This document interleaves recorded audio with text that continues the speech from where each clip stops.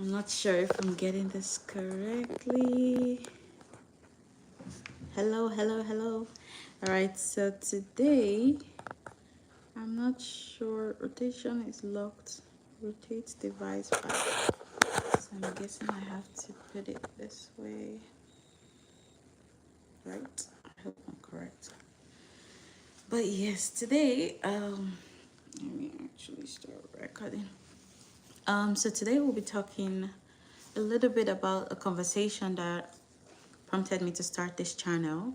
So my very first video, I know it was like a little glimpse of like who I am, but I think the main purpose of the video was to encourage anyone out there who was just coming out of a bad relationship, or they were currently in one, and they just found that it was difficult to come out of that cycle of dating like really horrible people, or just people that were not good for you.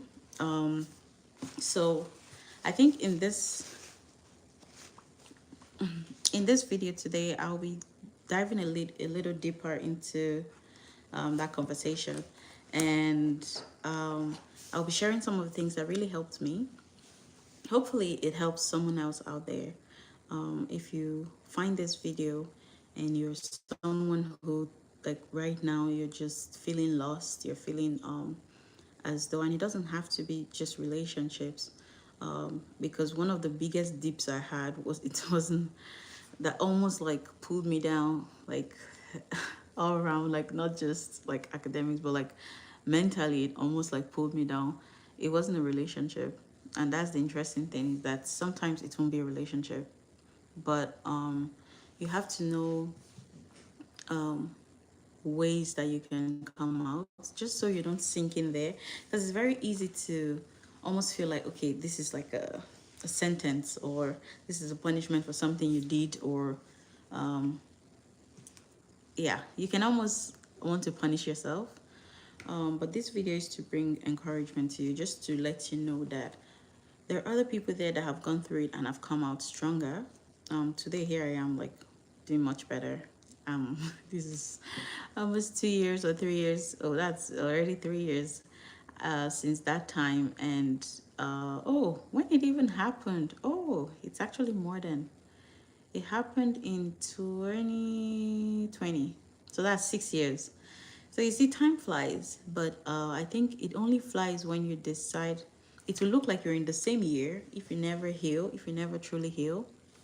You know, the painful thing about this today is that you might be a genuinely good person. You might just be the kind of person that you put yourself out there, you're always there for people and all of that. But sometimes life might not dish out the best of cards. And I think the beauty of it is that the beauty in it is that you can come out stronger and help someone out of that same pit. So today, I want you to just sit, listen to this video, and take some actionable steps as to how to pull yourself out. Okay.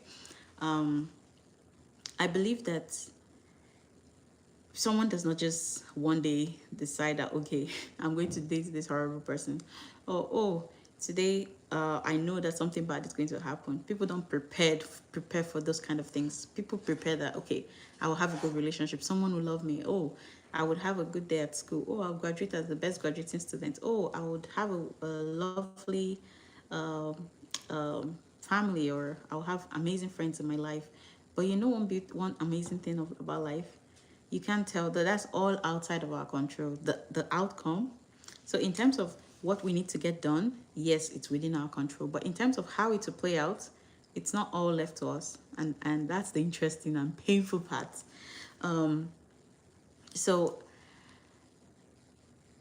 you can almost lose yourself and forget when that's like, you can almost like lose yourself completely. Everyone outside sees it, but you don't see it. I think that's the most painful. I think that's the worst part of it, is that when things like that happen, like breakups, when it happens, it doesn't only steal the relationship from you, it steals a part of you. It steals a part of your confidence. It steals some of your the beauty of you, right? The essence, the whole essence of your being.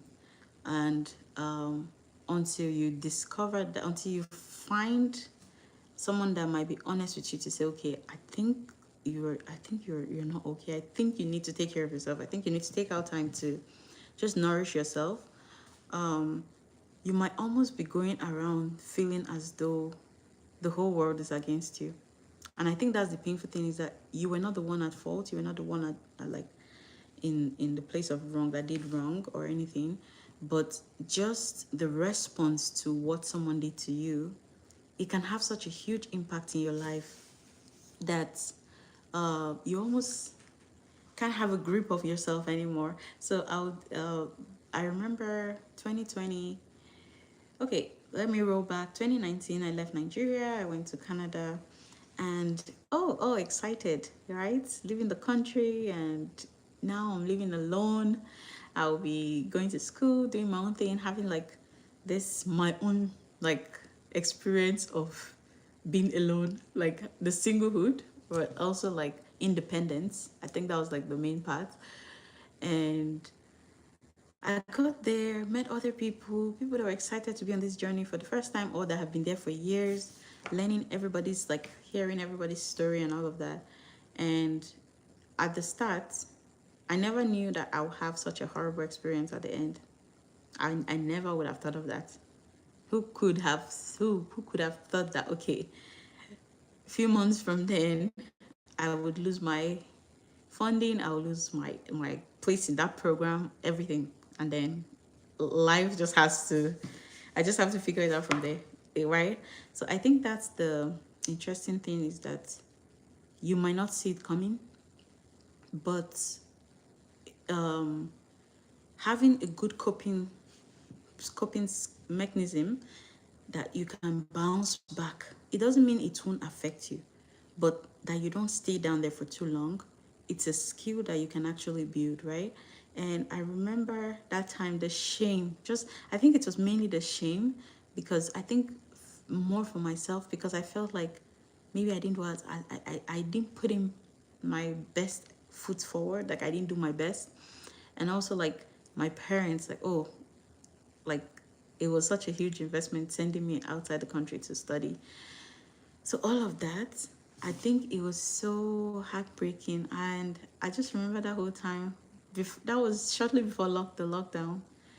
I just spent most of my time crying, and like, I think I felt like God did not like me. I felt like God didn't love me. I just felt like I was all alone, right? Because I felt like the things I wanted, and I was still a young believer. My faith was not as strong as like now. Is that I was just supernaturally hoping that something different will happen. But when our expectations are cut short, it can almost be life draining if you don't have the right support around you. If you've not matured up, it can almost drain the whole essence of you. And I remember that time, I just could not see a way out of it. It felt like I was stuck, like there's no way out of this thing, right? And roll down 2021, I was wrapping up in another program that I had enrolled in, and I was graduating with, guess what, a 4.0. Like I literally got A in all of that class, because maybe because I wanted to get a good job, but also to prove to myself that I was not dull. Do you get? There's a way, those of us that grew up back home in Nigeria, there's a way going to school can almost feel so competitive that it feels as though if you fail, that's the end of it for you, right? And it was as though I was trying to prove a point to myself in, like, when I took that program. But the interesting thing was, I didn't have to prove a point to myself. So um just so interesting that I felt like I had to prove something. I think the whole essence of education is to learn a skill, learn a knowledge, just gain some knowledge that you can use in the real life, in your real life setting. But I wasn't even thinking of any of that. I was just thinking of proving a point to that woman that told me I will never succeed in this field. I wanted to prove to her that, in my mind, I was even reading it as she told me I would never succeed. So, like, that was all. I kept reading the email she sent. Oh my God, I'll cry more, cry more. But then one day, I read the email again. This was like much later. And I saw that, okay, she said, you won't succeed in this field. And it's so interesting that all throughout the time when I was really heartbroken, when the pain was still like, when it was still cutting deep, I was reading it very differently. I was reading that email as her saying, I will never succeed, right? So it's so interesting that my perception, not only perception, my understanding looked so different because of the pain I was feeling. And if I didn't take out time to care for myself, to just take care of my mind, my body, especially my mind, I literally would have been going around very defensive about everything. Someone might be talking about something else, and I would find a way to bring it back to the fact that, like, I'll always be trying to prove a point. Do you get? And thinking of it, right? It's in the moment, it's painful, but there were some things I did during that time. I had to change, like, completely change my day to day in order for me to become sane and actually start enjoying my life again. I literally said, like, I put myself on almost like a regimen where I was going to the gym more often. Like, I'm not a big activity. Like, I'm not a big fan of like a gym girl or like, I love, okay, let me cut myself there. I love sports, but in terms of like being an active person, nah, I don't. I loved it in high school, but like I just outgrew it. But I went back. I started going to the gym, and why that really helped me was because my mind, when you do any kind of physical activity, right? When your heart is beating really fast, the adrenaline, everything, like I literally feel clear-headed by the time I'm done. That was like so. I think that was so interesting because I could go into the gym and I'll be feeling so heavy, and I'm done with my exercise, going back home on my way as I'm just driving. I wind down the window of the glass of the car, and the air, it just feels like I am light. Do you understand? So I knew that, okay, I had to continue. Another thing was using the sauna. The gym I used to go to had a sauna. And when I entered the sauna, I didn't just enter and just sit. I used it to journal. So I used to go in with my journal and I just wrote. Like, I didn't even like mind to do like a structured journaling. Some days I do structured journaling, but most of the times I just like write like what exactly is on my mind. I just write exactly, even if it's like horrific. That's why it's my journal. That's why you shouldn't read my journal. But I just write it like, oh my God, I wrote like, okay, I'm like how upset I was with the woman, how like she destroyed my life, everything. But then I realized one thing over time, the more I write in my journal, I realized that at the end of each what I call it documentation or documenting or like journaling, I found that I always left with like the last statement I'll write would almost be like an uplifting message, like an uplifting, like something inspirational just to keep me happy and going. And you know what? I said, okay, this is it. Like this thing is working because by then I didn't have enough money to go to therapy and I wasn't very open-minded about therapy yet as at that time. And oh my God, I was just going. Those two were so good. But then one thing that really, really helped me that time was the support system I had around me. I was trying to isolate myself, which was really bad because, oh my God, did the devil not attack my mind? Did he not tell me that, oh, you might as well just take your life? Like, there's no need. What's the essence of living? Like, you know, And I said that's why it's very important that the meaning you have to different seasons and different things in your life, ensure you pass it through the lens of the scriptures. Because oh my god, if you try to interpret it in your human mind or what someone else has gone through, you can almost be setting yourself up for failure, for like almost like it's almost like a danger, um setting it like just a bomb gathering itself ready to blow up, right? And thank God for the people I had around me. Thank God my current husband, by then that time we used to be friends. My god, I think that was one of the main reasons why I said yes to him when he asked me to marry him, because I couldn't forget that period in my life. That was like the worst. Like I'm telling you, like all the heartbreaks I ever went through, none was as painful as that. I felt like that was like I could feel the pain. Like I could literally carry the pain and hold it in my hand. I cry sleeping. I wake up. I sleep crying. I wake up crying. It was like, and then imagine that time I was living in the basement. I was living alone in a 1 bedroom. And Canada, Canada, April, around April, February to April, it's like the worst winter. So everywhere was cold. So I know the sun was not coming out for much hours, like at most like a few hours, and it's down again. Oh my god, my mind was it was gone. Thankfully, because I had my family and they were always reaching out. But then the difference is with family, they'll always be the pressure of, oh, you should start thinking of what to do next to like you get. I appreciated them being there for me, but I think like the pressure, I didn't want the pressure. I definitely did not need the pressure then. But I loved that, okay, they were always checking up on me, they were always calling me, they were always praying for me. There was like my mom would always send me messages. Oh, she was like, oh, I listened to this message. I think God had a message in this for you. Listen to it. So it was like, it was really uplifting. Then my siblings just call, they just chat with me, just make me feel like light. My now husband then will do like what do they call this? It's COVID. It was COVID time. So they had this thing where you could watch a movie together at the same time. So we used to watch movies together. We'll play games on our phone.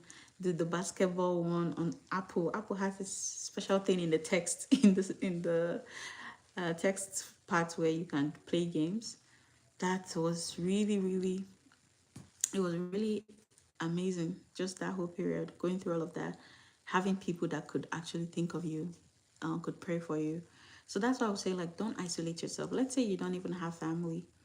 Reach out to your church members. Let someone know that you're having a hard time. Don't go through it alone, because a problem shared is a problem half solved. But you also protect yourself, because one thing the devil does is during seasons like that, he tries to attack your mind. And if he can attack your mind, he can and he will take advantage of it, right? I made really poor choices during that time that I'm definitely not proud of, right? And I would say, don't feel as though like you've gone too far. You might be so shattered and so broken right now that you feel like, okay, I'm going to go out there and break everyone's heart, just like ensure that everybody gets the wrath that that I tasted. But I want you to really sit and ask yourself this question. And even if it's not a relationship, put it into context into what you're going through right now. Ask yourself, your 16-year-old self, right? So let's say you're more than 16 now, whatever age that is. When that 16-year-old version of yourself sees your 50 or 60-year-old version, what would they be saying? Like, what would it be a thing of you having pleasurable moments and memories that you could just be happy about? Will you have loved ones around you? Would it be a time where you know that, okay, I have done something, I have truly lived, right? I've truly done all that. Like, she's saying well done, like that version of you is just saying well done, you've done well. Or would there be regrets? Would there be, I wish I did this? Oh, I wish I had done that. I wish I just tried that thing. I wish I had gone for that interview.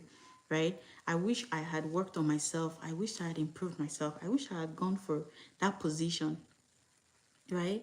And will you be proud of yourself or will you have regrets? Take time to answer these questions truthfully. And then the next question would be, what will you be remembered for?